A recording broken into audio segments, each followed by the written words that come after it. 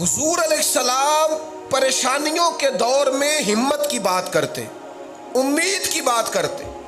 حالات سخت ہیں، بھوک ہے، قحط ہے، صحابہ نے پتھر باندھے، خندق کھودی جا رہی، پر اس عالم میں بھی حضور کیا فرماتے ہیں؟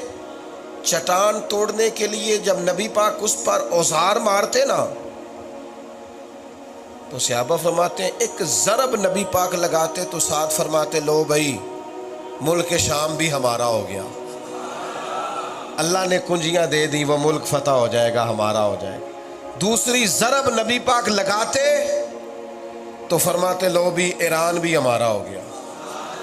تیسری ضرب لگائی تو فرمایا لو بھی اللہ تبارک و تعالیٰ نے روم کی چابیاں بھی ہمیں عطا فرما دی. یہ علاقے تو بڑی بات میں فتح ہو، لیکن حضور خوشخبریاں دیتے، خوشخبریاں. ہر وقت پریشانیوں کی وہ